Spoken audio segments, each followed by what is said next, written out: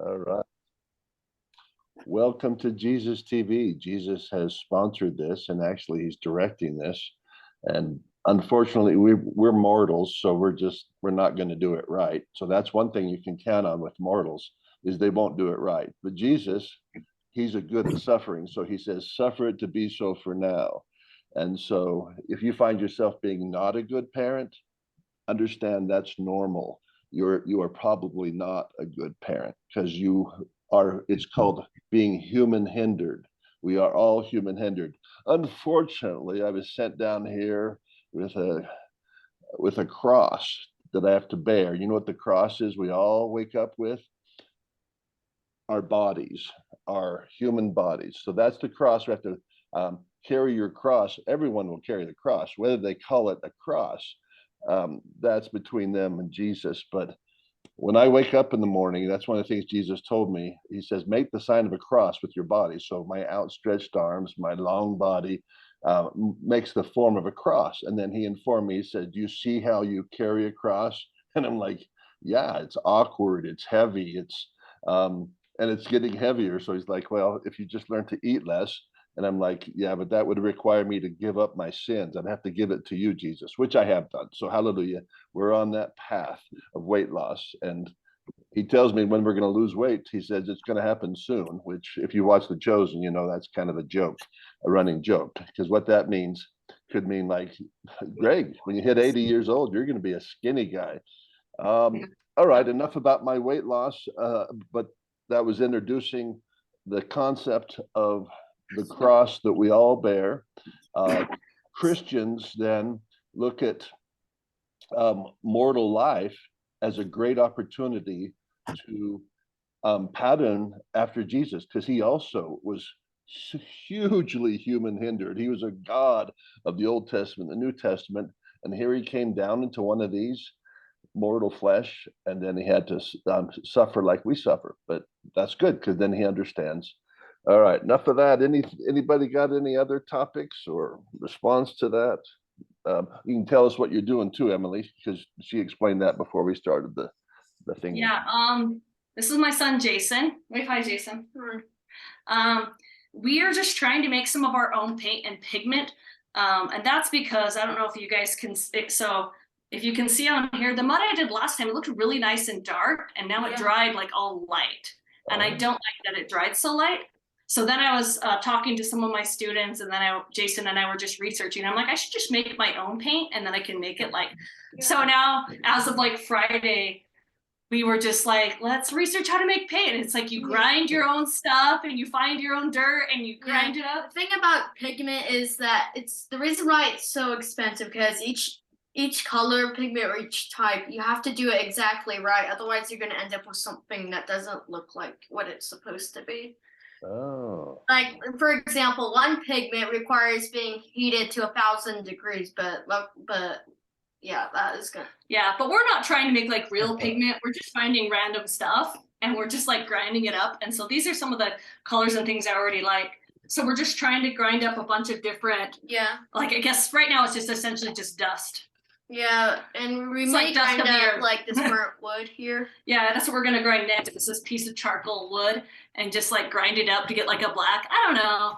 We just thought it sounded like fun, and then I just realized. So to make it, you get a pigment, and then you mix it with different types of oils, like walnut oil or linseed oil. And I thought I had some. I swear I do somewhere, but I can't find it. I looked in my garage and in here, so I'm probably gonna have to buy some more. So today we're just grinding. Well, we could use baby oil. Nice. That could be really, I don't know if that'll work. I use that to clean off. Actually, funny enough, you can clean off oil paint off your hands with baby oil. If you don't want to use like an acetone or something, or not, you wouldn't put acetone on your hands. If you don't want to use like a mineral spirit or something like that, or a turpentine.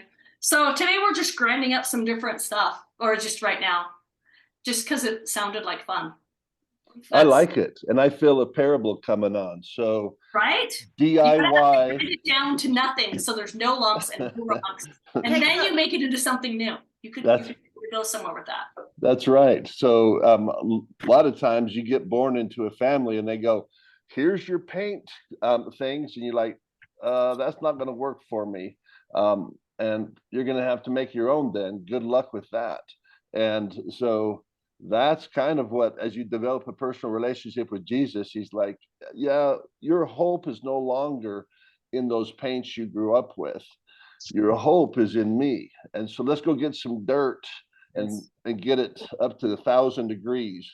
Just kidding. We're not going to do that. Not this time. And so Emily's DIY paint thing, that's what it makes me think of, is because she's kind of doing a DIY spiritual journey as well, which of course, if you've watched these previous episodes, part of her DIY with Jesus is she's making up seeing Jesus inside art that she's painting with her fingers.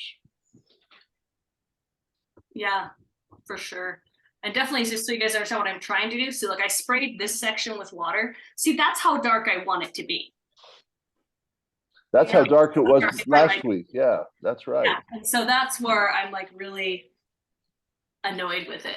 So that's what we're playing with today.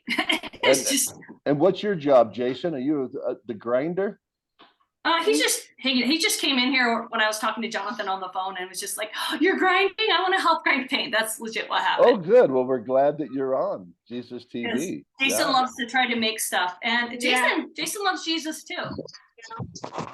All right, we like him. Computers too. Yeah, Nice. computers. Yeah. Computers and Jesus. I like computers and Jesus too. I like Jesus more. Jesus is easier to understand with computers. Maybe artificial intelligence can tell us more about him. That's not watery. Yeah, we have been playing with artificial intelligence. Have you guys played with that? It's called Chat GPT. Yeah. Practically do anything. For free. Yeah, it's a powerful tool, and it shows us the future. I mean, it's like seeing the first car coming out. And it's like, it should scare people just like it did the pioneers. Like, oh, this is scary. No, I'll stay with my horse, thank you. Some of the scary people. Others are like, woo, when can I get one? And so yeah, Chat GPT's coming on. It's 10 years from now. Yeah, I tried to ask Chat GPT what Jesus looks like. But it answered with like, no, there's no solid. We cannot. It also said the Chat GPT cannot show images for whatever reason, and it also no one knows what Jesus actually looks like. Like it said, he's often depicted with a beard or not a beard. Some he has short hair, and so it was kind of a funny thing that we did this week, because we're just like, hey, good, I love it.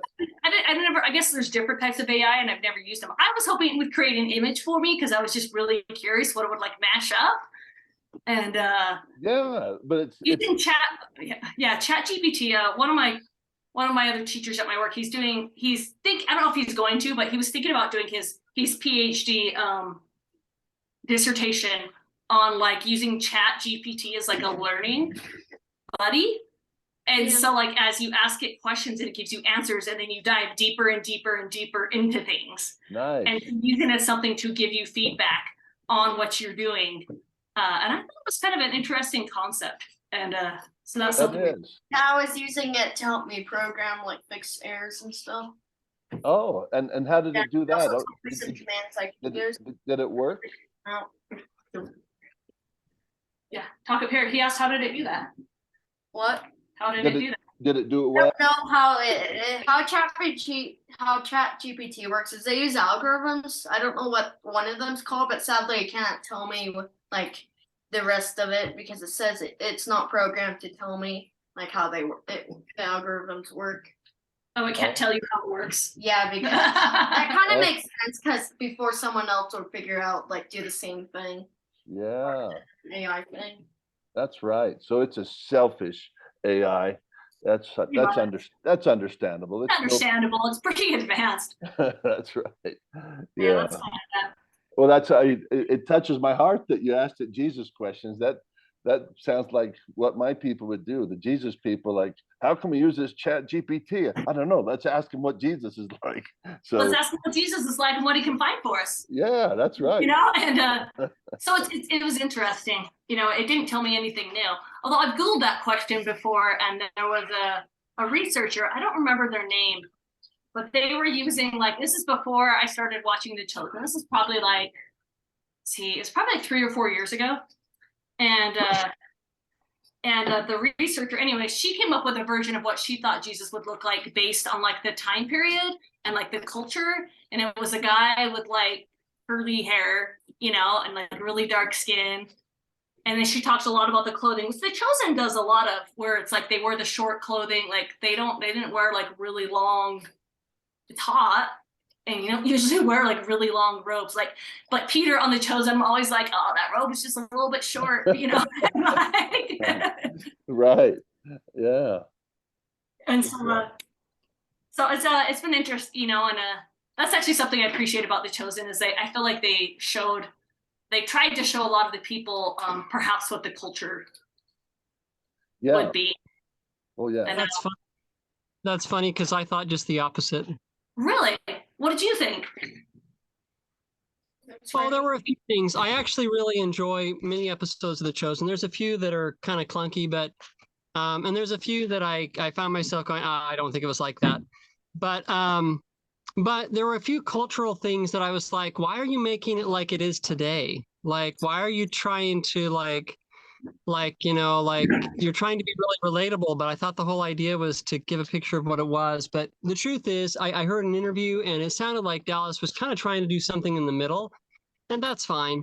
I still like The Chosen. I still like most of the episodes, but like a small thing, like when he was choosing all the disciples, it was like, okay, so wait a second. And if you guys know me, I'm in favor of like family a lot. And I was like, so really, you're trying to convince me that 1 out of 12 of the disciples who are in their mid-20s are married. In their culture, in that time, I'm sorry, but not 1 out of 12 would be married. Like all of them. And if there was one who was not married, you know, like that would be the exception to the rule by their mid-20s. And I thought, well, yeah, it's like, you know, they're trying to say it's like this has come out of our culture where, you know, guys sit around in their mom's basements until they're 32, 36, you know, and play, you know, and playing video games. I thought they're just reflecting our culture. Like, oh, well, of course, back then, you know, it's like, well, they're in their 20s. They wouldn't be married. It's like, no, yeah, they would all be married. I would doubt that there Mary would was be. supposed to be like what, like 16 or something, I think, when Jesus, wasn't she? Isn't Yeah, that she what was like, research said? Like the Mary, the mother of Jesus, wasn't? Sorry. she was 14 or so. Wait, Mary, the mother of Jesus. Yeah. Yeah, so she like 15, 14, I don't know. It's a different time period. Yep. So there's been a few things like that where I was like, and I think partially because I love family so much that it was like, I was like, when I saw that in the first few episodes, I was like, oh, come on. Like, you know, like, do they have to not have families, you know? So anyways, that was Yeah, my thought, but I didn't there's a notice lot.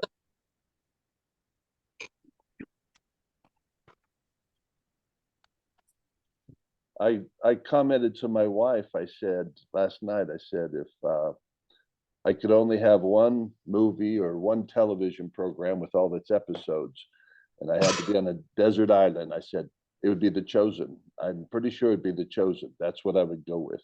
So that's what I think of it. And I don't mind people pointing out inconsistencies. I think it's awesome.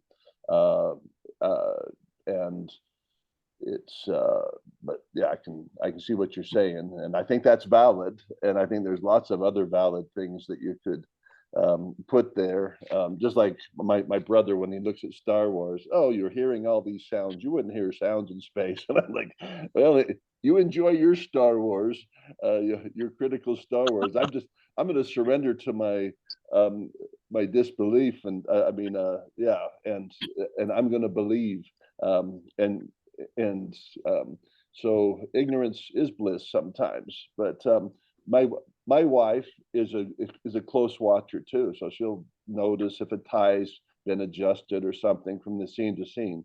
So there's different ways to do it. And so I respect what Jonathan's saying. And I have no problem with it because it doesn't disrupt my immersion. If it disrupted my immersion, then I'd be like, oh, gotta cover my ears.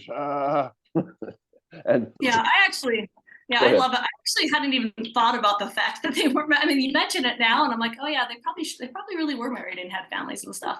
But it doesn't bother me. I just like, I don't know. I love The Chosen too. But yeah, that part just didn't bother. But you're right. It's probably totally true. It's probably does. They probably did have a family.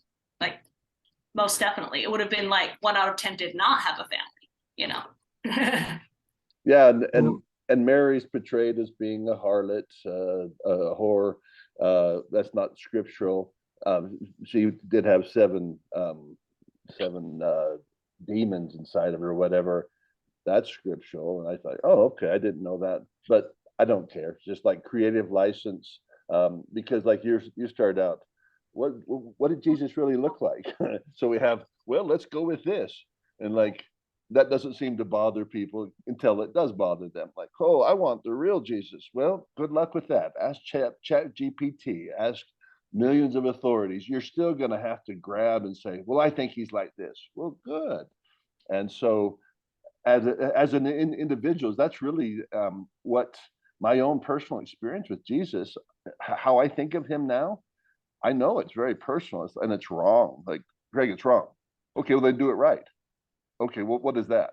Well, Jonathan knows the right way. No, Emily knows the right way. Oh, President Nelson knows exactly who Jesus is. I'd say, no, that sounds like something you want to have happen, but I don't think nobody fully comprehends the nature of God. I think it's incomprehensible. And so Jesus himself does what Jonathan's complaining. He shows parts of himself to us that are, oh, you're just making stuff up now, Jesus. Hey, this is so you'll understand me. You won't freak out who I really am. And so he treats us like little kids.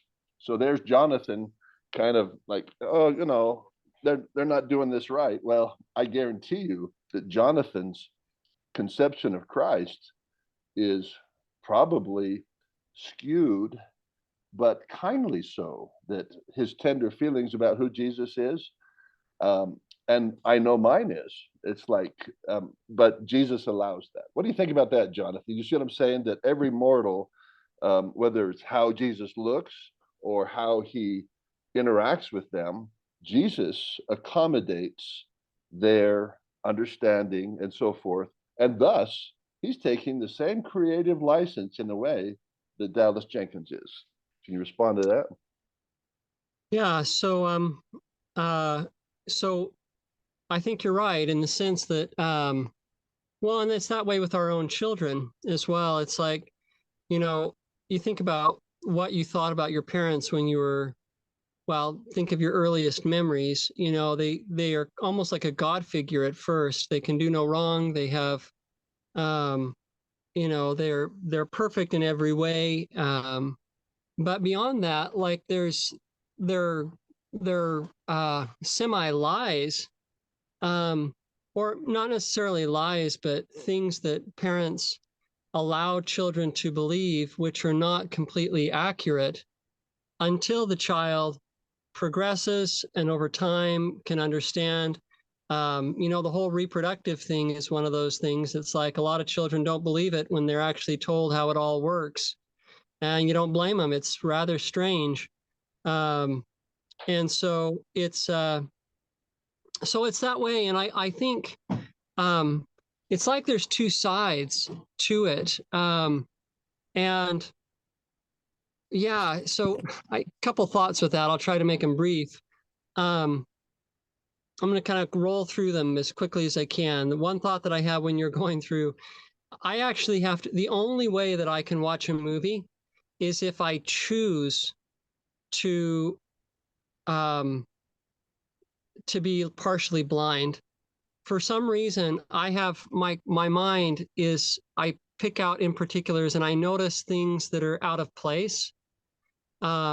And you could say that's why, you know, it's like a lot of the things, like I'll write things and people are like, wow, I never thought of that before. And it's like I feel like much of my life I've been kind of in a weird place in that I couldn't fit into normal society. It's like everybody else could see the obvious, and the only thing that I could see was the thing that was sticking out. So it's like you're kind of handicapped to the obvious, but like honed into the thing that's out of place. Um, and so the only way that I can enjoy a movie is if I decide consciously that I'm going to shut off that it's like, but I have a threshold.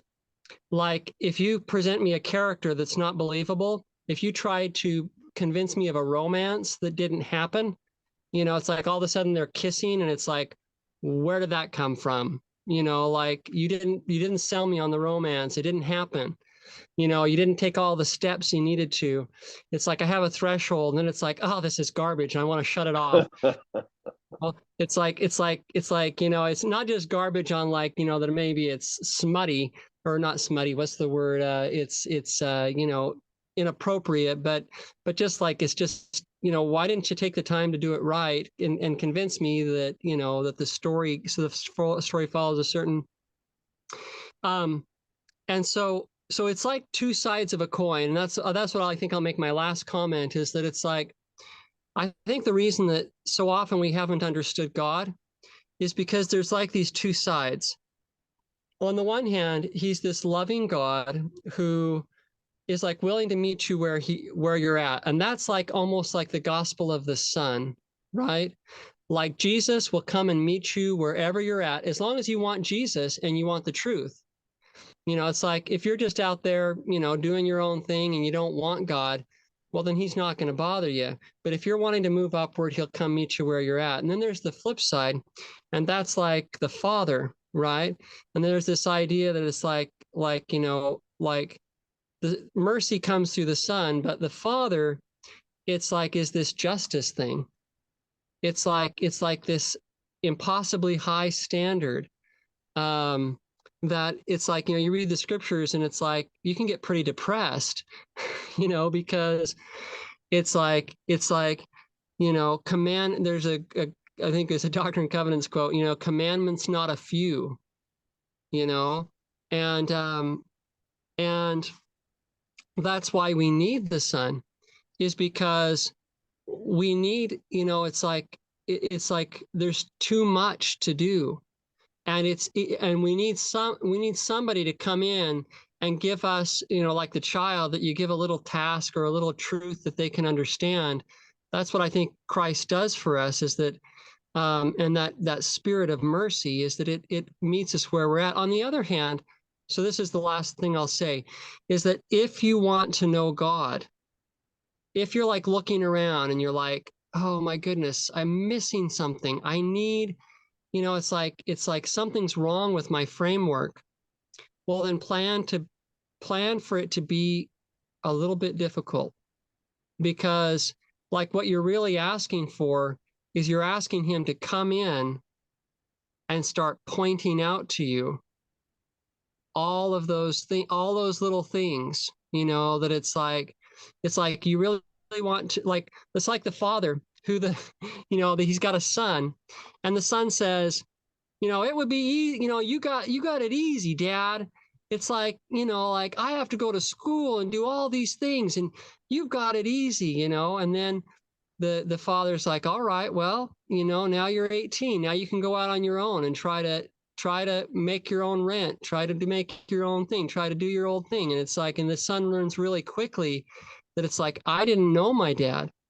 I didn't understand what it was like to be a father, what it was like to have people disagree with you, what it was like to lose a job, what it was like to have a mortgage or to have I'm giving kind of worldly examples, but it's like, if we really want to grow up and become close to God, well, then what that's going to mean is that when you start to ask for that, plan on the fact that it's like he's going to come in and begin, it's going to be that kind of knife, right? It's like, it's like, yeah, you were overlooking a lot of stuff and I was overlooking a lot of stuff.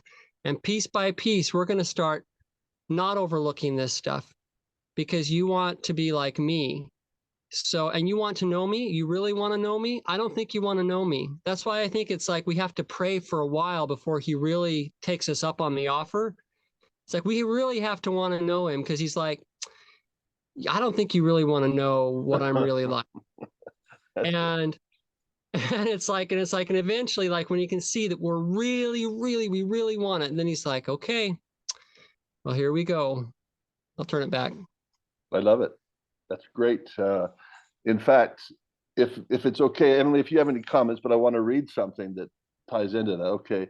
So this is why I was late actually, because Greg was about 15 minutes late to seeing, oh, that's right. My time slipped away. That's because Jesus talks to me through movies. He doesn't talk to me through finger paint yet art like he does Emily.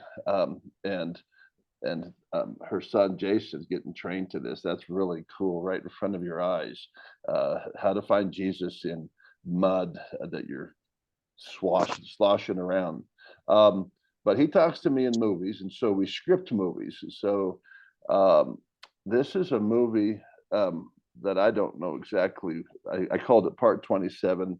He's making this 100-part movie to explain to me what the Jesus verse is. Some people might know that as the kingdom of God, but it's like a virtual space, like the metaverse. But it's a space that you'll see. I mean, whoever you are, in 10 years you'll get it. But I'm supposed to get it early because I'm supposed to help him develop it or something like that. And so here's the part of the movie that he wrote. This is what Jonathan's thought about waking up to, because learning to sing the wake up songs. Follow Jesus, yes. And then don't be surprised once God leads you as you follow him deep into the wilderness, away from the comforts of the world to a literal and or metaphorical land where you no longer can take comfort like you used to, nor have hope like you used to in the world and the things of the world and its assurances of well-being. But instead, you'll be led to a place where you are left only with hope in Christ alone. Once you go all in on Jesus, you may end up waking up from sleep every morning like I do, which is true. This is why Jesus is making this movie to explain, like, what's going on, Jesus? I'm following you like I do, feeling like you're a ragged, tired Mormon pioneer waking up in the snow-covered plains of southern Wyoming in the 1800s, facing another day of pushing and pulling a handcart, another 10 miles a day across a muddy, windswept pathway, knowing that when you eventually arrive in the Utah Territory, you'll be working every day to keep your family fed and clothed with very little money and the necessity of spending tremendous amounts of energy as you toil to, hopefully, turn 40 acres of sagebrush into a little farm and a bunch of logs from a mountain into a one-room house where you'll probably live out the rest of your days. Oh, goody, you think, as you feel the weariness set in, even before you've actually done any of the day's work. And as the sun peeks over the rise, huddled in your worn-out blanket, you think about your aching feet, you worry about your wife's worsening cough, and wonder if you can find dry wood to start a fire. But then, as you pray, Jesus whispers to remind you to sing the special song. Sing the song, son. Let me lighten your load. You sing the song with Jesus, and it makes a world of difference. Zippity doo dah, zippity yay. Oh my, what a wonderful day you authentically proclaim to the ragged, huddled mass of beautiful family moaning around you. Time to wake up and sing the song, you wonderful Jesus pioneers. The song has done its magic. Up you go to cook mush flour with dried buffalo poop, feeling like a millionaire on a manger scene-like camping trip with Jesus, you tell yourself. Rinse, repeat. You've just watched the power of the wake-up scene with Jesus. And what song did Jesus have you sing out there in the plains? In the Book of Mormon, the prophet Alma, the younger, describes what happened to the people of his father's time after they were baptized, saying, their souls did expand, and they did sing the song of redeeming love. And I say unto you that they are saved. They were, of course, baptized not just with water, but Jesus had come and baptized them with a fire that causes a fundamental change inside a person. You become a new creature. In one of the most profound verses in all scripture, Alma proclaims, if ye have experienced a change of heart, and if ye have felt to sing the song of redeeming love, I would ask, can ye feel so now? So, how do you feel when you wake up in the morning? Like a billionaire? Like a winner of the mega lottery? Or like somebody financially deep underwater, out in the cold, greeting the day with trepidation? Doesn't matter really. What matters when you wake up feeling overwhelmed is what you do next. If I'm honest, most every morning since I was born again in 2015, I've woke up feeling like the overwhelmed pioneer, just before he sang the Super Jesus song, feeling like a pauper with looming debts, feeling like I'm waking up in a gym with heavy weights upon me. But since 2015, Jesus has explained those weights to me. He's explained why he has me wake up feeling like the cold, dreary pioneer on the snow plains of Wyoming. A still small voice has convinced me that there's a good reason for those initial wake up feelings inside of me. They are part of a discipline of a disciple of Jesus Christ. They call me to him. It's time to work out those spiritual muscles of yours. Let's get going, Jesus seems to say to me. Don't worry, Greg, it'll get easier if you'll just sing the song. And I sing, and it does get easier. Jesus actually has 4 such songs for me that I sing so far. The pillow song, the blanket song, the sheet song, the mattress song. These songs we sing before I start the fire, where I will sing even more songs and more Jesus prescribed songs throughout the day until bedtime. Rinse, repeat, day after day. This is the way. Working out with Jesus, getting stronger, not in the world, but stronger in Christ. Actually, even weaker and weaker in the world, which would be concerning. And as I said, it is concerning every morning until I sing the song, if my hope was in the world. But my hope is no longer in the world. It is in Christ. Jesus calls this odd training special forces training. That's because Jesus wants me to learn to rely on special forces, also called Jesus forces, also called miracle forces, also called the power of God, opposite of the power of the world. Use the force, Greg, a still small voice seems to say to me. Yep, I used to have way more hope in the world. Yep, I used to wake up without these heavy weights upon me. Yep, I used to wake up without feeling like a pioneer waking up on I-80 in windswept Wyoming. But I also used to wake up without continually crying out to my God and earnestly talking with Jesus, walking with Jesus, waking with Jesus, having breakfast with Jesus, and spending the whole day with Jesus of necessity and of joy. Hallelujah, Jesus, for the obstacle course, the divine chicane you do put me on every day. Thank you, Jesus, for giving me eyes to see and ears to hear the purpose of these tribulations, to bring me closer and closer to you. It's working, Lord. Hallelujah. Lead thou me on, though my rest be a stone. Still in my dreams I'll be nearer, my Jesus, to thee. There you go. That's the end of that episode.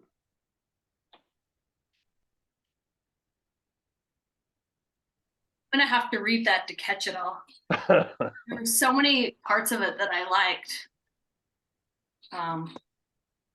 Yeah, that and I want to tie it back to what Jonathan was saying, that when you decide to go on this journey with Christ, and you already are on ones, whether you know it or not, because he can say, "Oh, I'll leave you alone," but that's a part of the journey. You're like, really? Yep. Because he'll say, "Have fun with the world," because the world will teach you things, and it'll teach you, "I don't like the world." When will it teach me that? And that is yet to be determined. If your hope is in the world, but it'll run out. That's what God has. Thankfully, He set up our bodies to fail, and guess what else He did? he set up an operating system that's set to fail us individually. And when it fails you, then you've got no hope. So you either die and you live fearfully throughout your life, or you find the good news, which is there's a better way. But it is a way of discipline. That's what Jonathan's words to me anyways remind me of, is that you are going to be on a path. But think about the world.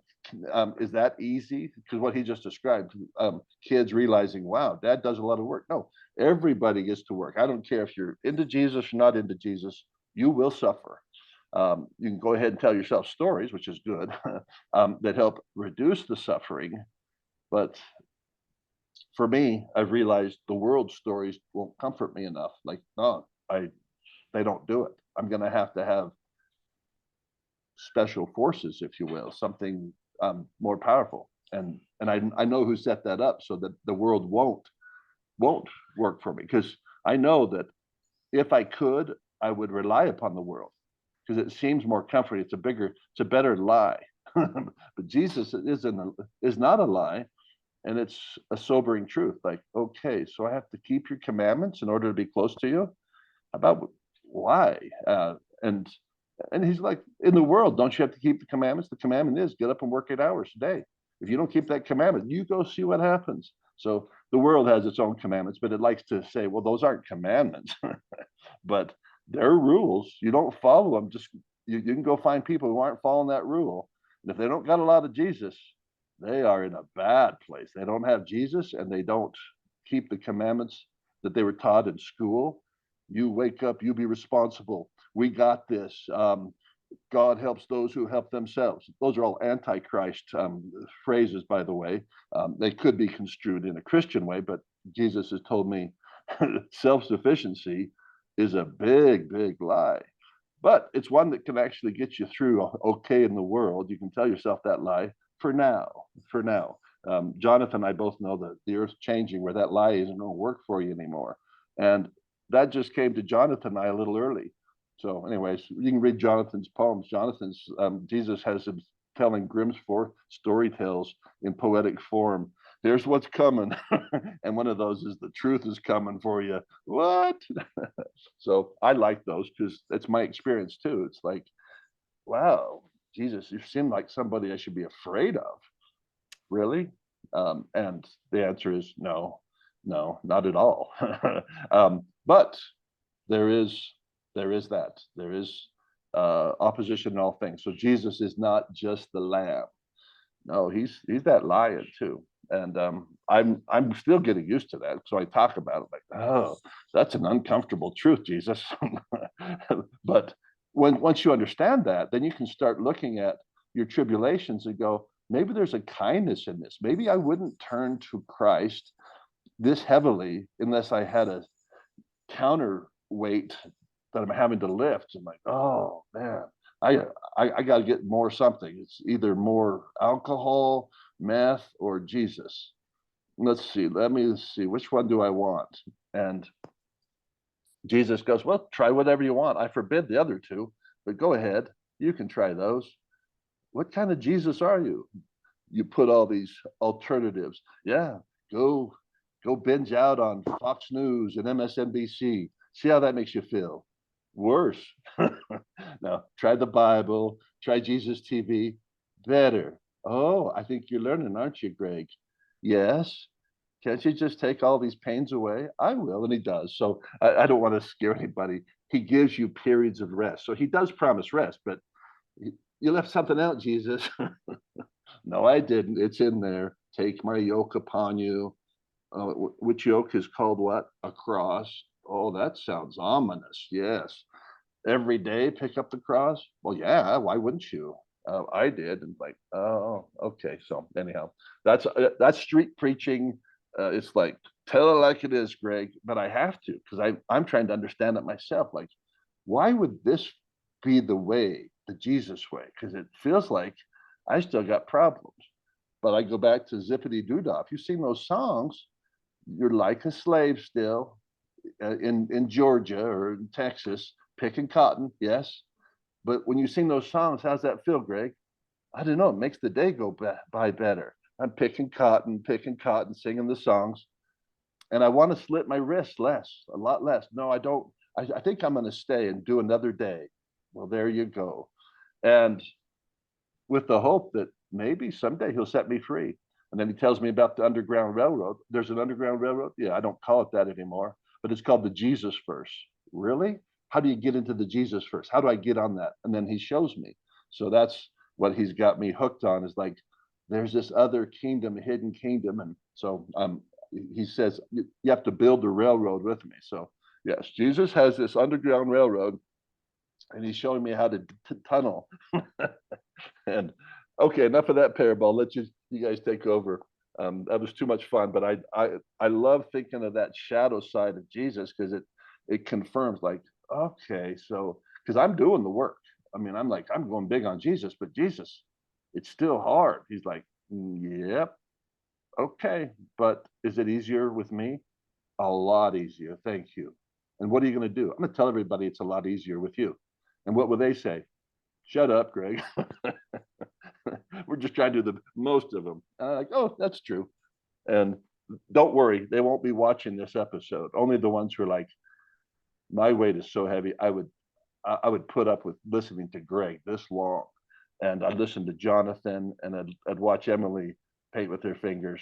They're hurting that bad. Like, you have to be hurting really bad to watch Jesus TV. That's what I've learned. And hallelujah. Okay.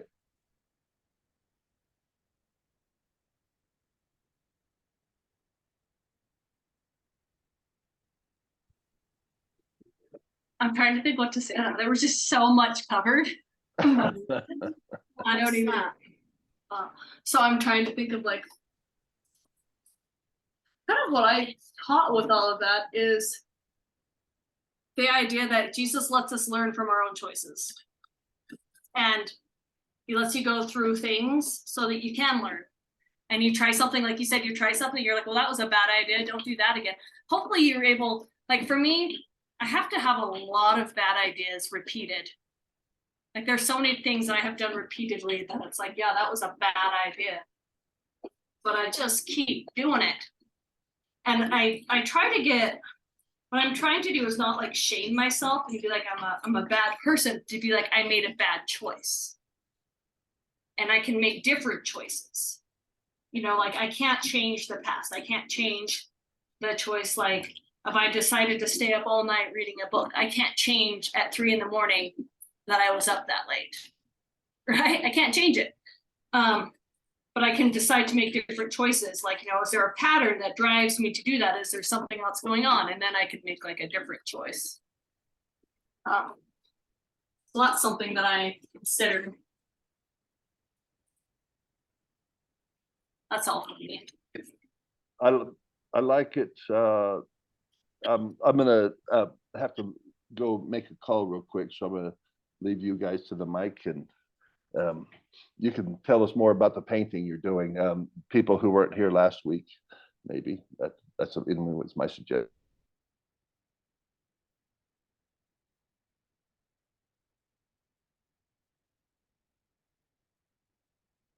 What are your thoughts, Jonathan? Oh,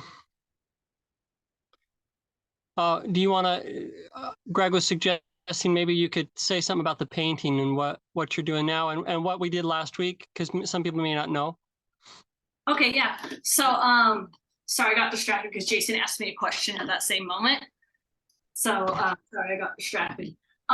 So what I'm doing, I'll grab this camera. Jason, move in a second. Thanks. So what I'm doing on here is, last week we were painting the.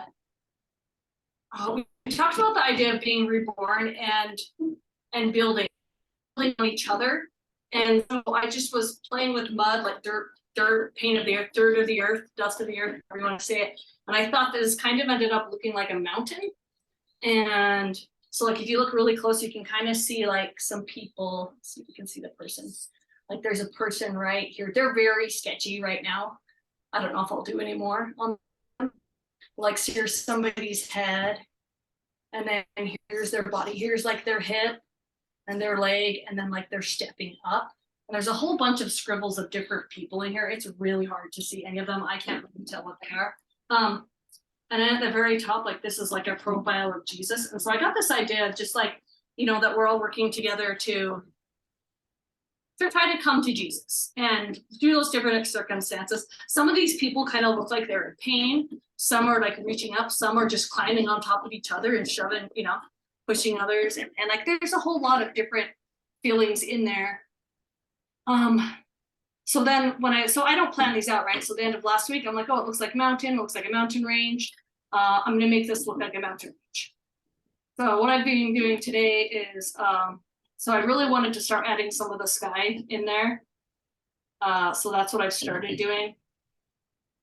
And then, yeah, so that's just kind of what I've been thinking about today, is just trying to give it like a background or a situation. Like I think when you do landscapes and things, you give something like a setting. You give it a place. You give it a story, right? And I think that whenever there's a story, it has a lot more meaning. And I think you can relate that to people too. Like with us, whenever you have, you know, people will go through different things, but sometimes the more you get to know somebody and their reason for doing different things, the more you, sorry, let me put this back up because I keep dropping it. Okay. So the more you get to know, the more you get to know somebody and their story, the more you come to love them, I think. And I think that's so I think that relates, like my art. I was talking to somebody a couple of days ago and I'm like, a lot of times when people decide to purchase my art, they maybe like the art and the colors, but the meaning comes from the story behind it. Or like in our episodes, when someone decides to buy a painting, it's the story around it. It's the thought process around it. So it's like what you see is only half the story. And I think, again, I think it's like that with people. And I think it's also like that with Jesus. You know, when you talk about Jesus or try to see Jesus, you're only getting half of the story. The story is your life and what you're going to try to get there. And the same thing with others. It's what they're going through in trying to reach Jesus in however they can. And Jesus is amazing because he will meet us or find us wherever we are, whatever circumstances we're in. You know, we could be some of the people I know, actually, and even with me, but I haven't been in similar circumstances as them. I've never really been like an addict with like drugs or things like that. But some of the people I know, one of them talked about, so I've done a lot of different traveling and stories. I used stories of Jesus, I guess. I did a project in 2006 where I went to Africa and I painted a lot of different stories of how they came to Jesus. And one of the people talked about how it was like the early 80s. He was driving with a sports car, you know, cigarette, alcohol on one hand. And I don't know if he got pulled over or what exactly. I don't remember the whole story now. It's been too long. I'd have to read it. But the story was, that's when he found Jesus. As he was in the thought came to him, like, what are you doing with life? Are you happy? Like, what's going on? And that's kind of the moment, that was his moment, I guess you could say, of when he was born again. And Jesus was like, why are you trying to destroy my church? Why are you doing this? Other people are finding happiness. You know, why are you going this way? And so that makes me think of, you know, when we find Jesus, it's again when you need him. You're in these moments of weakness sometimes. And you realize how badly you've messed up. And, you know, you're like, God, please help me to be a better person. Please change my heart because I'm powerless to change it on my own. You know, you reach that they call the rock bottom. So that's kind of what this all reminds me of, is and I think that's why that's why the whole plan is to let us learn, you know, and I try to raise my children and be that same way. Yeah, I try to be that same way with my family, you know, and, you know, with myself, it's just being like, you know, you have to learn from experience.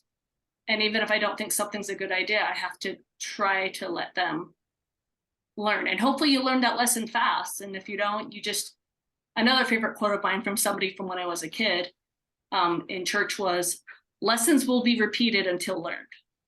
You know, and it's true. You'll go through similar things or something that's gonna, and then even when you think you learn it, you'll get a deeper learning. Like Jonathan or Greg, one of you was saying earlier, you know, when you're a kid, sometimes the truths you learn, they don't have the whole truth. You know, they're just like a basic understanding. And then as you grow up and as you get more, I guess, mature, you learn, oh, there's more to this story. And then sometimes when you learn how things actually work, you're like, whoa, that's crazy. And I think there's a lot of things like that. So those are kind of my thoughts on it.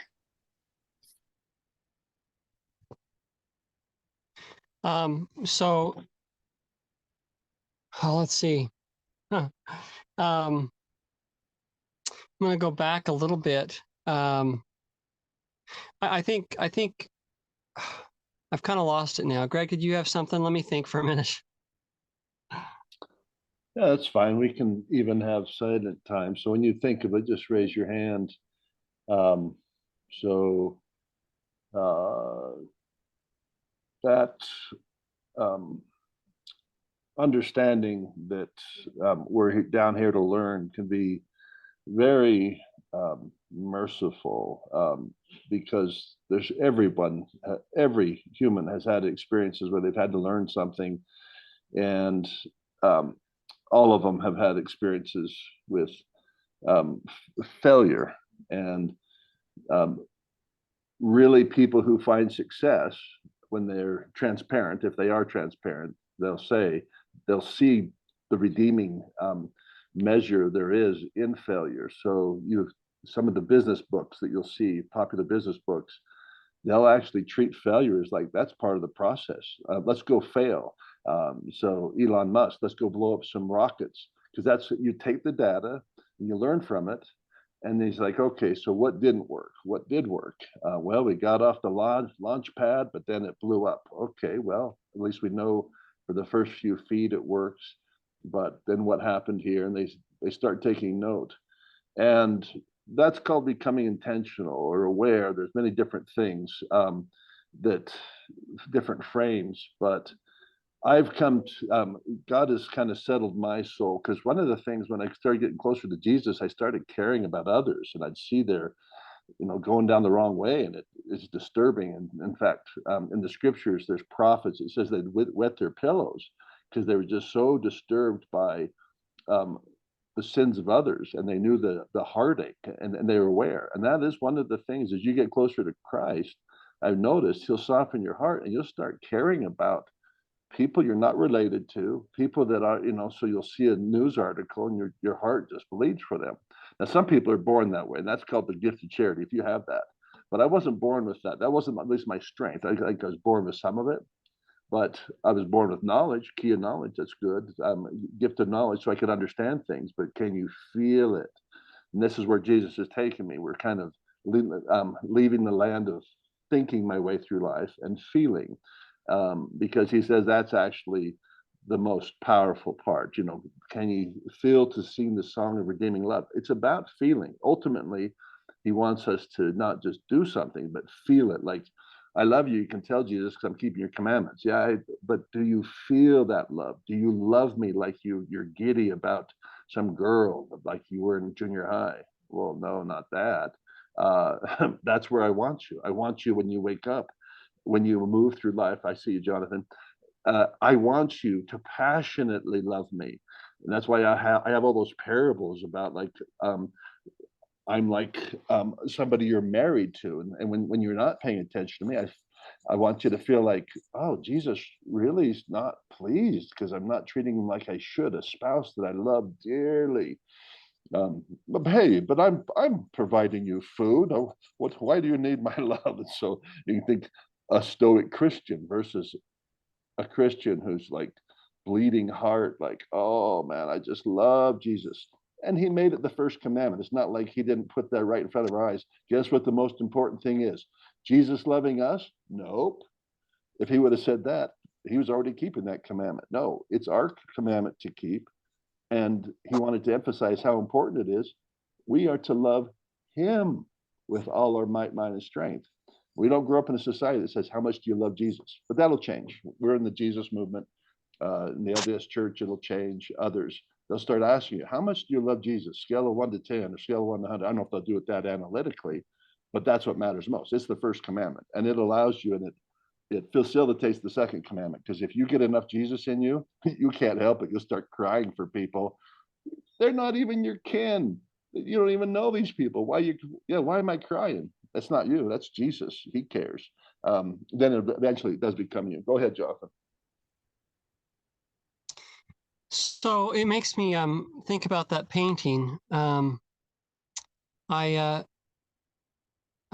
talking about the feeling, and the feeling is at the core of our relationship with God. Feeling out after God. That's the core, and I think it's the thing that unites us. It's the thing that all those who truly worship God in spirit and in truth have in common. It's the thing that breaks down the barriers of what religion we're a part of, what movement we're a part of, which religion we're not a part of. And with that seems to come love. So I found that there is a love between those who love the truth and those who love God, despite their varied persuasions. When I look at that painting, I actually, that profile up at the top, what I see is I see a person looking up toward God. And of course, it could be either, but usually if if it were Jesus, I'd almost picture him looking down. But because the profile is looking up, it's almost as if it's kind of the explanation of the mountain itself, is that this great mountain is made up of all of these individuals who, despite their varied,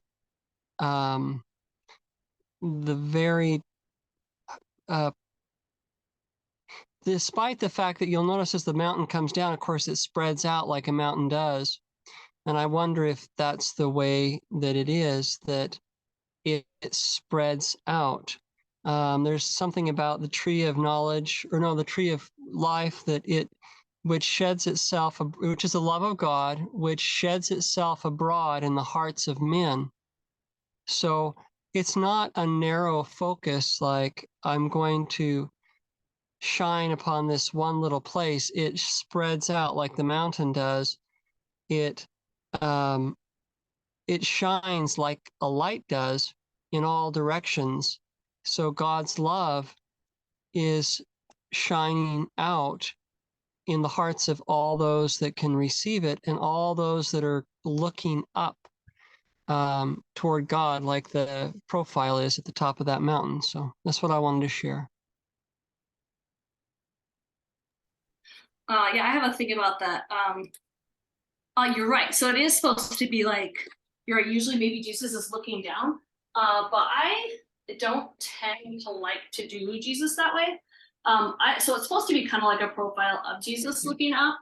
But the way I like about it is, and all right, it does get a lot wider at the base. But kind of the way that I like that is because I feel there's many roads and many paths that can lead us to Jesus. And as we take those, we get nearer, my God, to thee, right?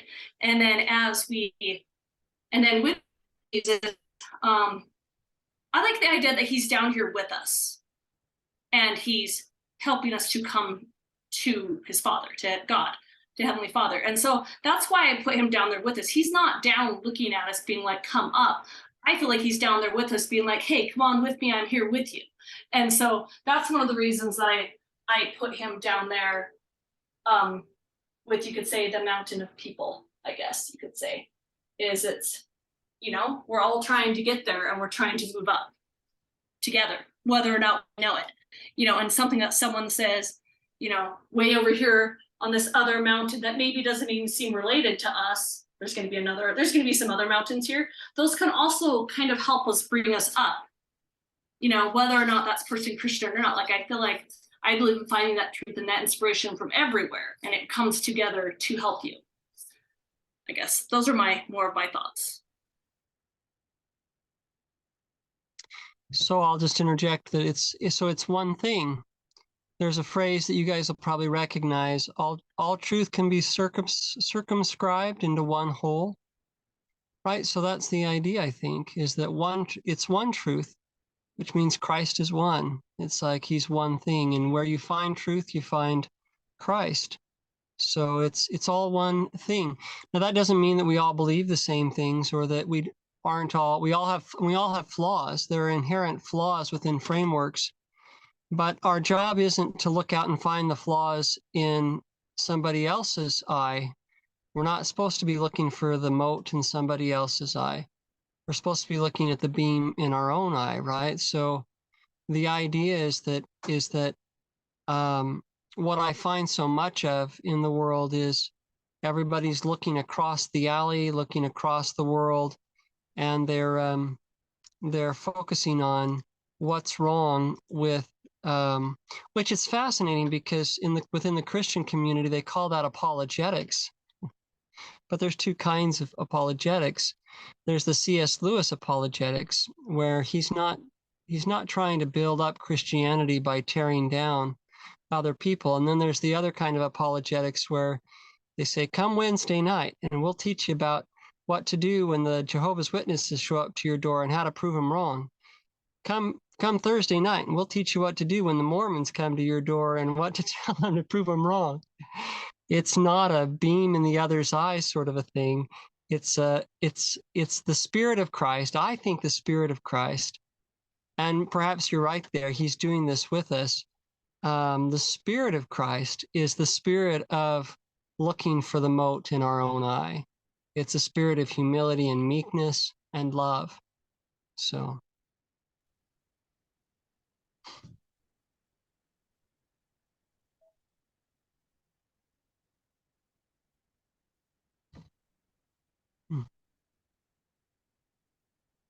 I just noticed it's 11. I gotta go. All right. Yep. Now's a good time too. So thanks for joining us on Jesus TV, and we'll be back next week with another episode. So I'm going to go ahead and end the meeting for all.